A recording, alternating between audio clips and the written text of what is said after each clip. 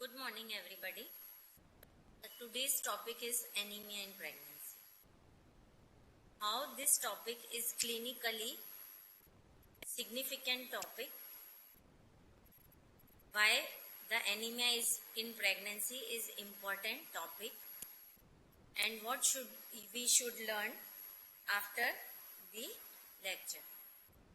So what are the learning objectives? First, we should know the physiology of cardiovascular changes and physiology of changes in the blood vascular system.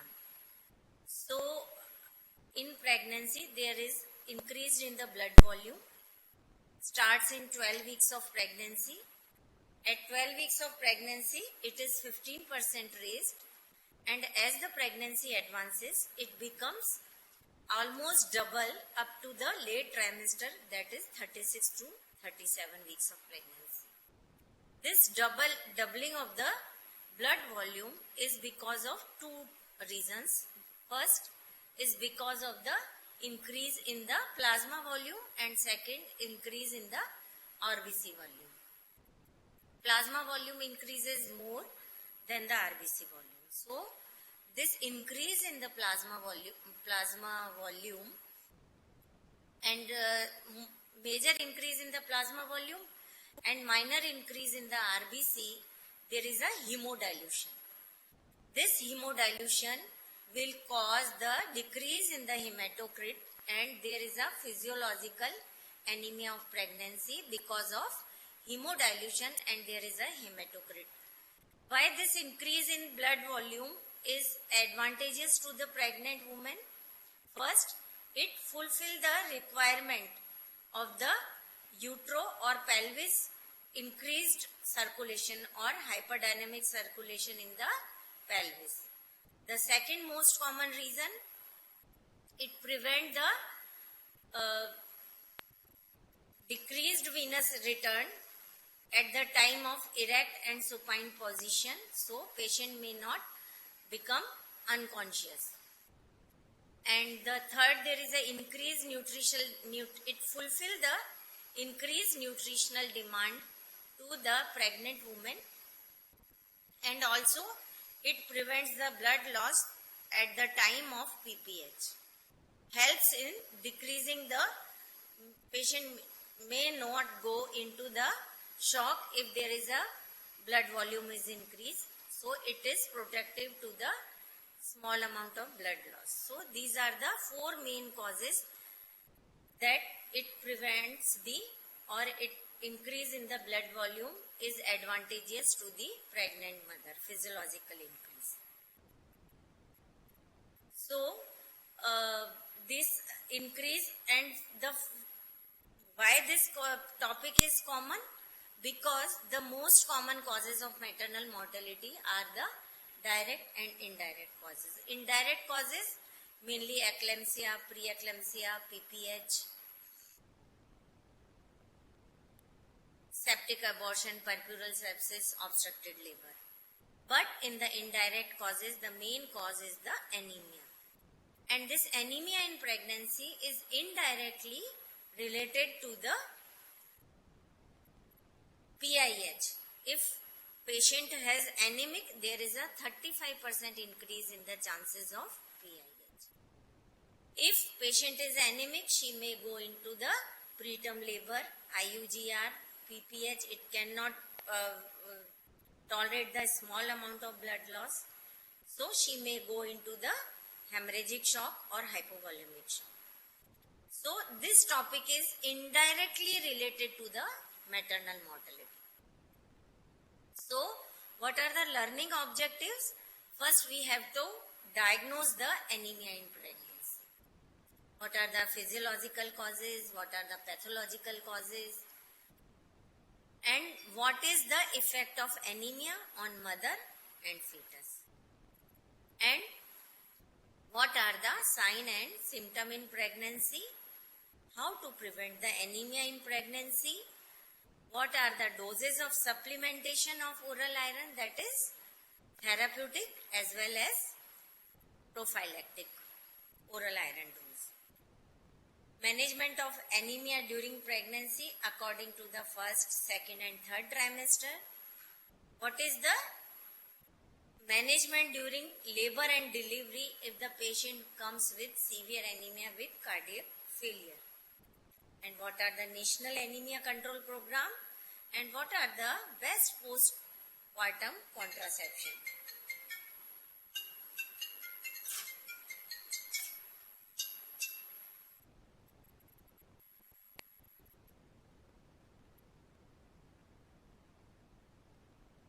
So, what is the background information? The commonest medical disorder in pregnancy. The prevalence is in India varies between 50 to 70%. In USA only 2 to 4%. Nutritional anemia, iron deficiency is the commonest because of the vegetarian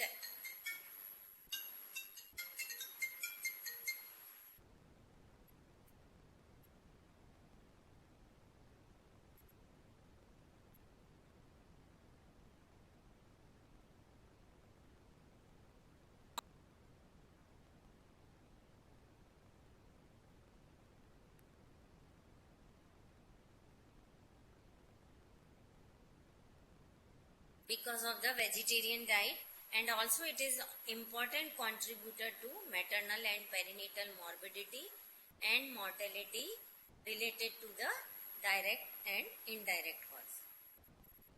So what is the definition of anemia? It is a condition where circulating level of hemoglobin are quantitatively or qualitatively lower than the level.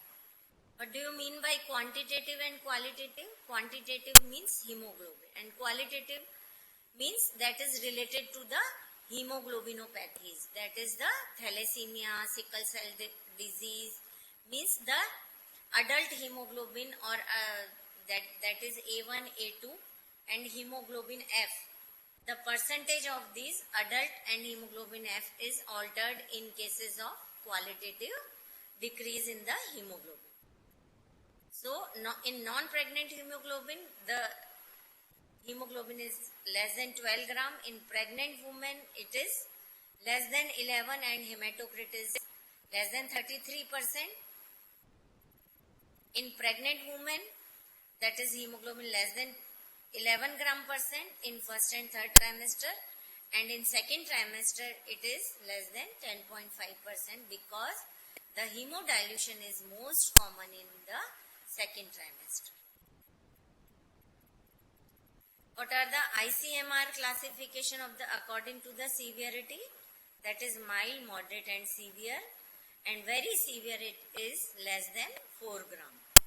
So, if there is a severe iron deficiency anemia, irrespective of the gestational age, we have to go for the PCV transfusion, not whole blood, only PCV transfusion irrespective of the gestational age.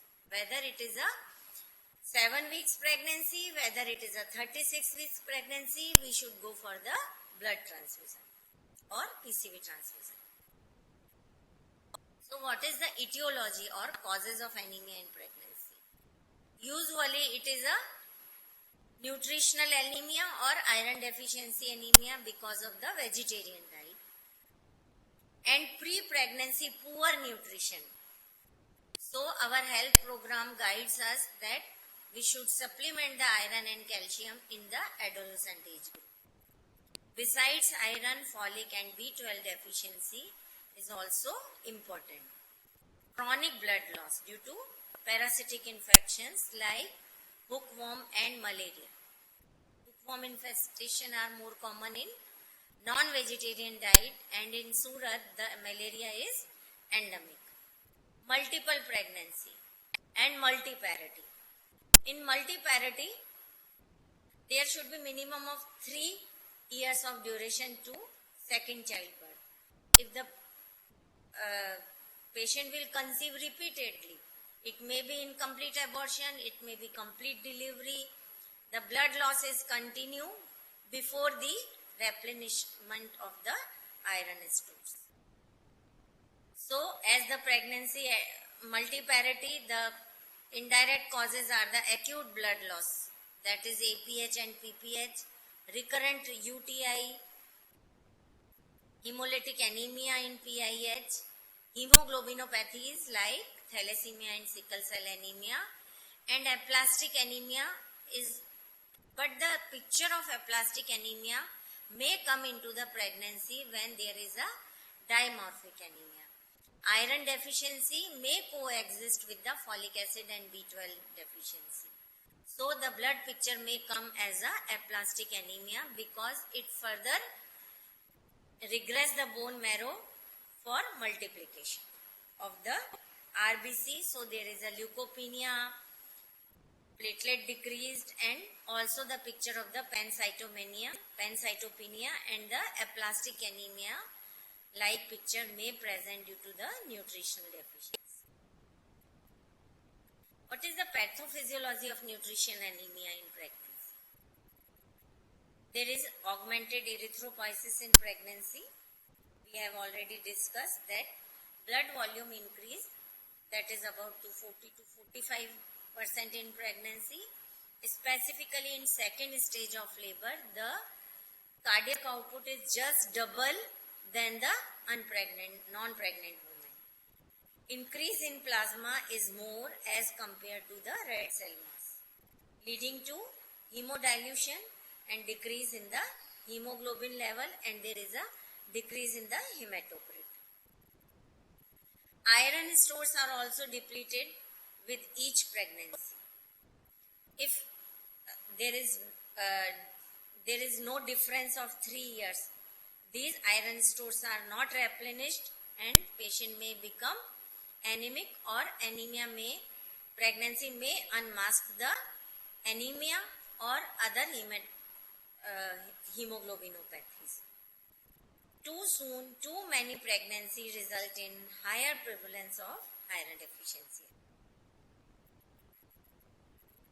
So, what are the extra iron requirement and loss during pregnancy?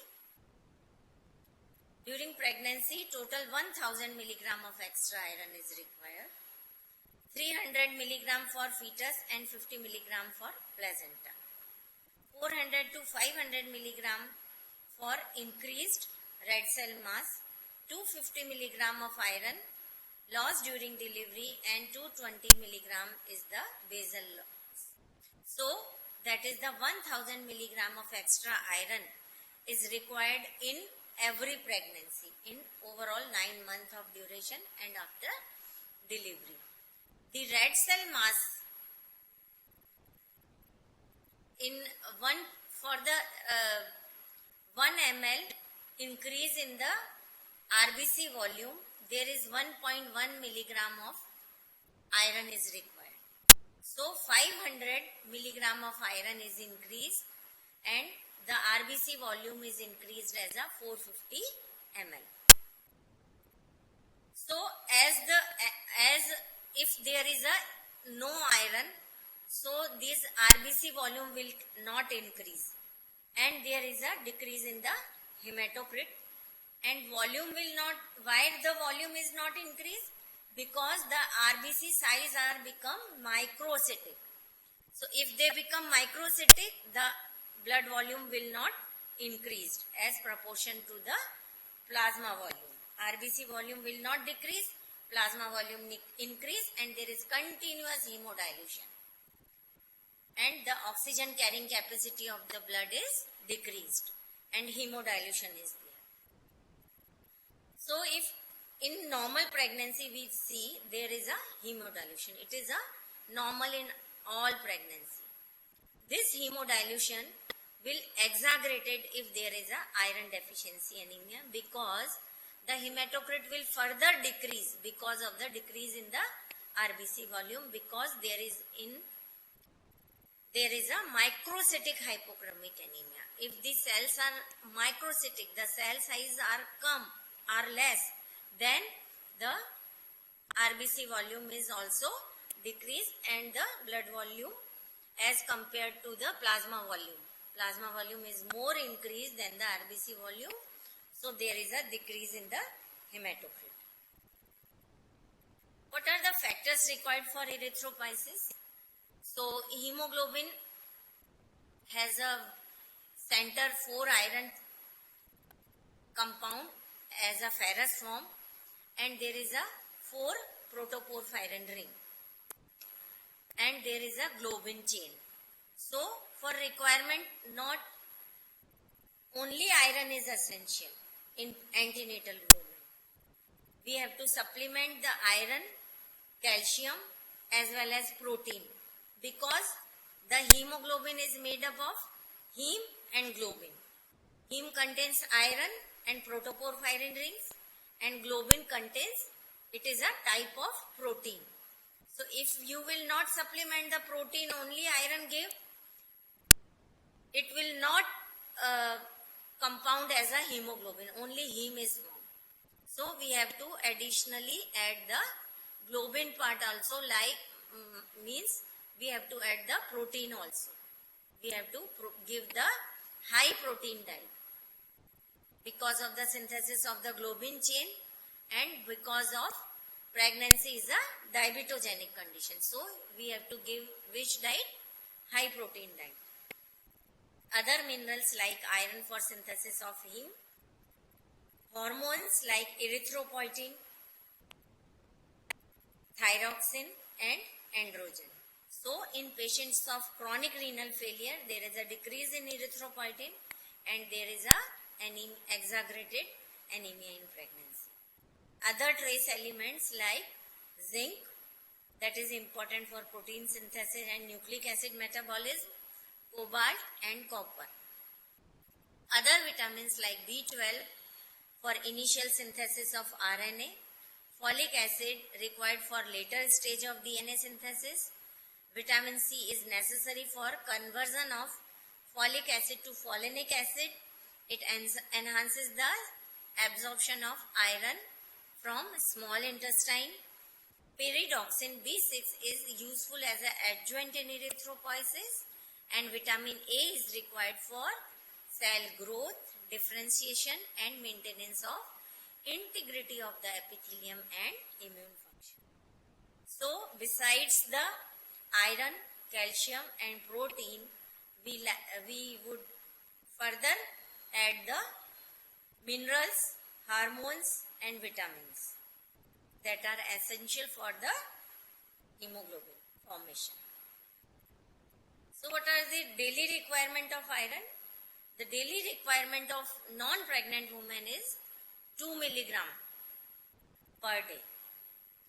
The normal diet usually contain 14 milligram of iron, but only 5 to 10% is absorbed.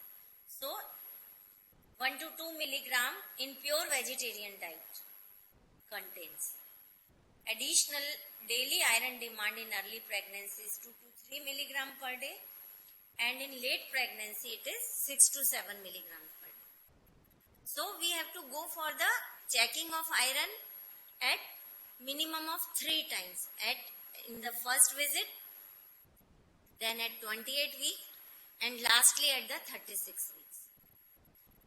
If the hemoglobin comes at 11 gram in the first visit and you will not added iron and calcium and protein, the patient may become anemic.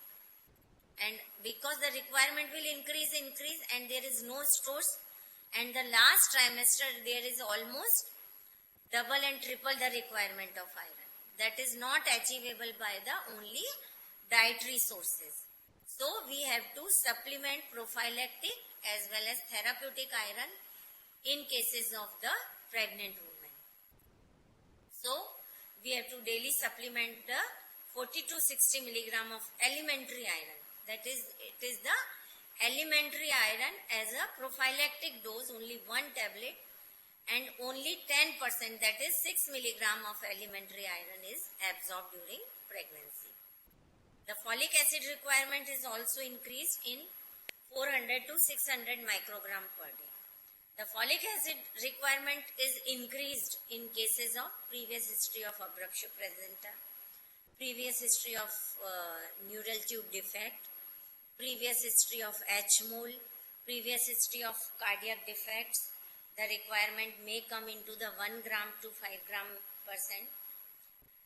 So this is the importance of the folic acid.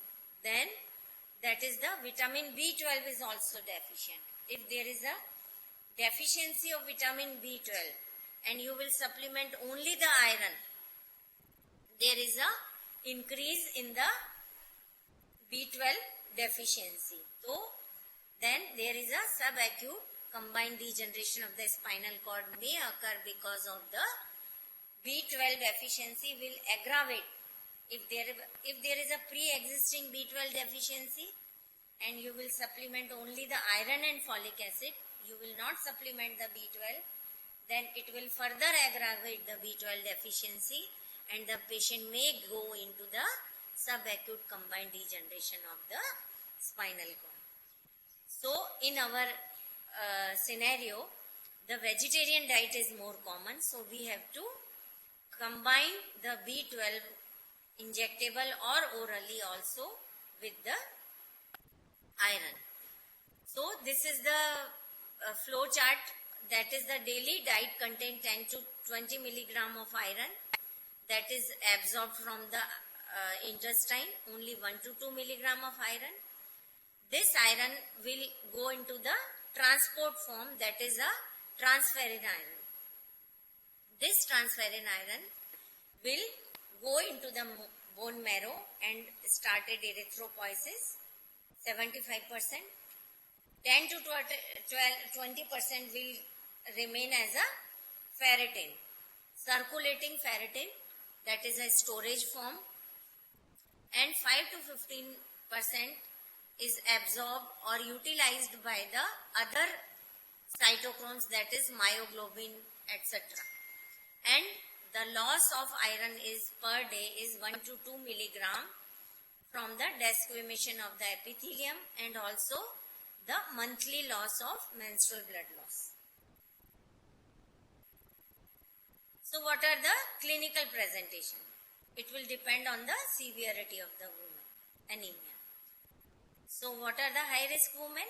Adolescent girl, multiparous woman, multiple pregnancy and lower socioeconomic status due to the decreased dietary intake of iron. Mildly anemic, usually asymptomatic, and the pregnancy may unmask the iron deficiency anemia. So what are the symptoms? Symptoms, first there is a chronic compensated iron deficiency anemia. The patient may have a pallor, weakness, fatigue, dyspnea, palpitation, swelling over the dependent parts, that is the feet and body, because of the both iron and protein deficiency. At first these symptoms are presented and the patient will compensate it because of signs that there is a exaggerated heart rate, that is pallor, facial puffiness, raised JVP, tachycardia, tachypnea, cracks in the lung bases, hepatosplenomegaly, pitting edema over the abdominal wall and legs, hemic murmur, cardiac failure, and there is a glossitis, stomatitis, chiliosis and brittle ear.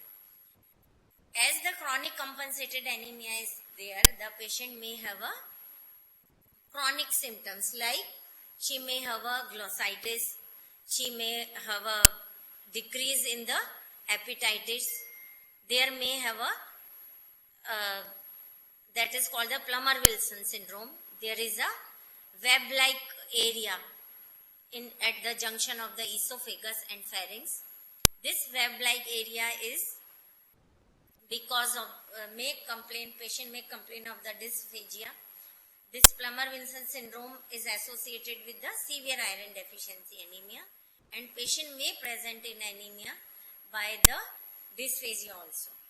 So the treatment of the Plummer-Wilson syndrome is the passage of the Burgee, and the dysphagia may disappear, but if this chronic anemia may continue, that may convert into the adenocarcinoma of the esophagus also. So by only supplement of the iron, calcium and protein and B12, we can treat this patient. So first the patient is the patient is in the chronic compensated stage. As the deficiency will not treated, the patient may go into the severe form of iron deficiency anemia, that is the left-sided congestive heart failure. The patient may go into the pulmonary edema, come into the pulmonary edema. So the patient with severe iron deficiency anemia with failure, if come, we have to rush for the patient, proper position, oxygen supplementation, wide bore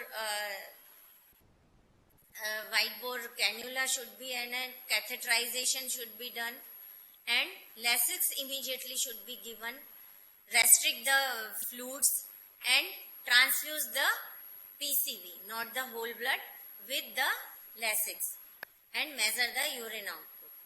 And during delivery, we have to cut short the second stage of labor, and just after delivery, because the blood volume is increased twice, so she may again go into the cardiac failure. So the second and third stage, and early first hour or the fourth stage is more common. The patient may go into the cardiac failure. So effect of anemia on pregnancy and mother. This anemia is interlinked with the pre-eclamptic toxemia. 35% of anemic patient has a chances of PET in anemic mother, abruptio placenta and preterm labor. Because of nutritional deficiency, infections are aggravated like UTI, puerperal sepsis, increased risk of PPH, subinvolution of the uterus, lactational failure may occur, and maternal mortality may occur because of the left-sided congestive heart failure, cerebral anoxia, sepsis, and thromboembolism. Effect of anemia on fetus and neonate. Higher incidence of abortions, preterm, birth, IUGR, IUFD, low UPGAR, neonate more susceptible for anemia and infections, higher perinatal morbidity and mortality, anemic infant with cognitive and affective dysfunction. So, irrespective of mother status of the hemoglobin, the baby will not become anemic, because the transport of iron will occur through the active transport. But the storage of iron in the liver of the newborn baby is less, so the baby can become anemic after the 6 months of in her neonatal or early infant. So we have to supplement the iron in iron deficiency anemic mothers of the baby. The most critical period that the patient may go into the CHF, that is 28 to 30 weeks of pregnancy, because the hemodilution is most common in the second trimester of pregnancy, in labor, immediately after delivery, and in early puerperium, that in fourth stage of labor. And congestive heart failure, already compromised heart cannot bear this increased cardiac volume. That is, after each bear down, there is a 700 ml of blood can be pushed into the general circulation. This amount of blood volume cannot transported through the decompensated heart, and the heart may go into the heart failure. So what are the workup? Detailed history should be taken, and we should keep our mind under the differential diagnosis. And according to examination, from head to toe examination, we will see the pallor, glossitis, dysphagia, splenomegaly, there may be hemolytic anemia, jaundice, purpura, evidence of chronic disease, anasarca because of cardiac failure. So, in cases of severity of anemia, Hemoglobin hematocrit at first visit 28 to 30 and at the 36 weeks. And what are the type of anemia? We go for the peripheral picture to know the type of anemia, whether it is a microcytic hypochromic anemia, whether it is a macrocytic anemia, whether it is a dimorphic anemia. So both three microcytic, macro and dimorphic anemia can be present. So if there is a microcytic hypochromic anemia, we have to differentially diagnose about the thalassemia minor and chronic iron deficiency because of the infection. So the differential diagnosis of microcytic hypochromic anemia is the thalassemia minor and chronic iron deficiency. If there is a macrocytic anemia, we should keep in mind the folic acid deficiency as well as B12 deficiency. In dimorphic, there is also two deficiency can occur. The normal reticulocyte count is the 0.22%. If the bone marrow activity is present, there is a normal reticulocyte count. And if you will supplement the iron, the first effect of iron that is coming within 7 days, that is the increase in the reticulocyte count. If we go for the bone marrow examination, in cases of hemolytic anemia following acute blood loss and iron deficiency anemia on treatment. So what are the cause of anemia will depend on the results of PBF examination. So this is the detailed picture of peripheral blood smear. In cases of iron deficiency anemia, there is a microcytes, anisocytosis, poikilocytosis, spindle-shaped cells and target cell, that is the central pillar is there. Target cells also presents in the thalassemia. Blast cell may come, blast cell is the nucleated RBC that may come into the some form of leukemias. And in cases of sickle cell disease, there is a sickle-shaped cells are present. Why there is a sickle-shaped cells are present? Because there is a abnormality of the cell membrane. So there is a repeated denaturation of the hemoglobin S. So it will precipitate in the RBC. That will destroy the RBC cell membrane. So repeated damage and recovery of the epithelium, when these RBCs are passed into the capillaries, they cannot change into their RBC shape as the normal RBCs can occur, and the repeated destruction may cause a sickling. In cases of aplastic anemia, we go for the bone marrow examination and toxic granules may be present. In cases of endemic or chronic iron deficiency anemia may occur into the malaria, chronic malaria. And in cases of dimorphic anemia or in cases of iron and folic acid and B12 deficiency,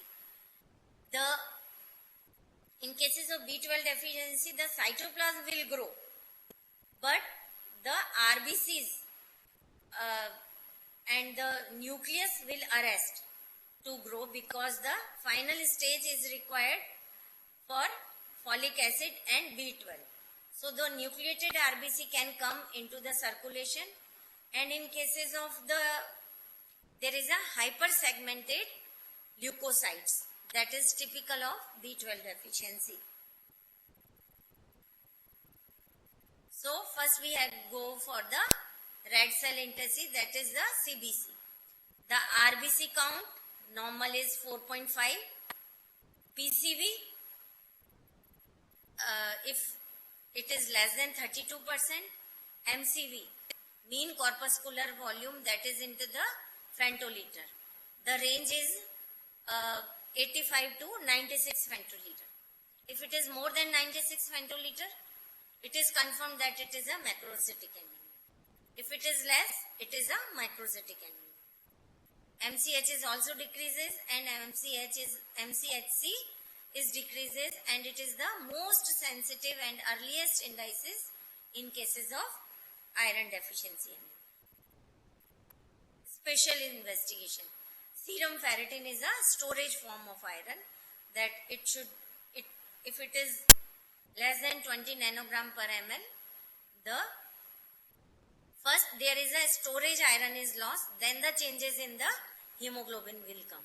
If serum ferritin is less than 20 and no frank anemia is present, you should add the iron as a storage. Then the next is serum iron binding capacity, percent saturation is also decreased, and RBC protoporphyrin. As we have seen that the protoporphyrin ring combines with the hemoglobin. Heme and protoporphyrin ring will combine. If there is a iron deficiency anemia, these protoporphyrin ring will form, but they will not combine to the hemoglobin. So the RBC protoporphyrin level will double or triple. That is in cases of typical iron deficiency anemia. So these are the values, that is the MCV, MCH, MCHC, hemoglobin F, A1, A2 and hemoglobin F is the normal hemoglobin component in the adult hemoglobin. Serum iron, serum ferritin, TIBC, bone iron stores and free erythrocyte, that is the that is a sensitive index for iron deficiency. Other investigation, urine stool examination, bone marrow, X-ray chest and serum creatine in cases of chronic renal disease. What is the treatment? First we have go to the advice in pregnant women. High protein rich diet contains iron, fruits and leafy vegetables. Treat the warm investigation, that is albendazole. Food fortification with the iron and supplementation of iron and folic acid. Heme iron is better, present in the animal food and is better absorbed. Iron absorption is enhanced. So before taking the iron tablet, we should always take the Nibugaras, okay, vitamin C, and avoid tea, coffee, calcium and phosphate that will inhibit the absorption of iron. So these are the iron rich foods, that is the green leafy vegetables, cereals, pulses, jaggery, animal flesh food, vitamin C. So what are the oral iron supplementation? One is the prophylactic dose, that is the 60 milligram of elementary iron and 400 microgram of folic acid and also the B12 level should be done. And that in therapeutic doses, 60 milligram of tablet 3 times a day, that is 180 to 200 milligram per day. The route of administration depends on the tolerability of the iron. Oral iron has a various preparation like fumarate, gluconate, succinate, sulfate, ascorbate. Ascorbate and carbonyl iron is the most better tolerated, and ferrous sulfate is the easily available because it is very cheap. But the compliance with the oral iron is very less because it may cause the gastric irritation. So, we should not give iron in the first trimester because iron is not a teratogenic, but it will behave as a gastric irritation and it will exacerbate the hyperemesis gravidarum. Okay. So, this is the oral iron preparation. So, as the patient compliance is good and patient is taking oral iron and iron is absorbed through the oral route, the first sign that will come into the 7 to 10 days is the reticulocytosis. After 21 days, there is an increase in the hemoglobin, that is 1 gram per week. So this increase in iron in the blood level will always remain same whether you will take oral iron or you will go into the transfusion therapy. So the parental iron, that is iron sucrose, it can be given into the 100 milligram or 200 milligram in 100 ml of IV saline. The dose is calculated by the weight in kilogram iron deficit. So we have taken 11 gram as a normal, and by which we can take the suppose 6 gram, so 11 में से 6 into 2.2 plus 1000 milligram for iron stores. Then what are the indication of blood transfusion? The indication of blood transfusion, first indication is the severe anemia, that is less than 7 gram percent in any trimester, whether it is a first, second or third trimester. We go for the PCV transfusion, not blood transfusion. We have go for the PCV transfusion or component therapy. Anemia due to acute blood loss, we have go for the PCV transfusion in cases of APH and PPH. So what is the severe anemia in labor? The labor should be supervised, proper counseling and consent. PEG cells should be cross-meshed. Women nursed in the propped up position, intermittent oxygen, precaution to prevent infection, strict aseptic proportion, minimum PV, prophylactic antibiotic, IV line but fluids are restricted. In decompensated patient or in the pulmonary edema, we go for the Lasix. So we should cut the second stage of labor by the forceps and ventures, active management of third stage of labor. Oxytocins like oxytocin, perrectal misoprost, injection methargine is contraindicated.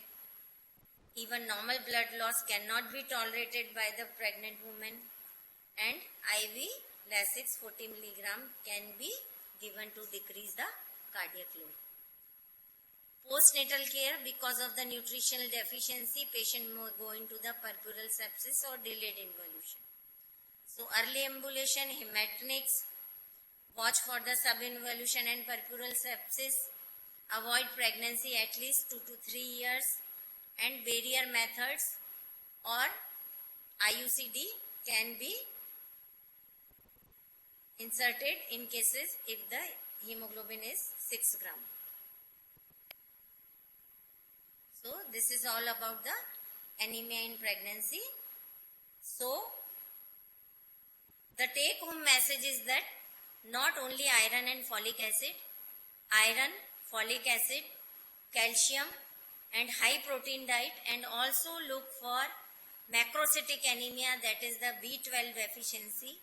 So we should also add the protein and B12. Protein because of globin and B12 is for to prevent the dimorphic anemia. Thank you.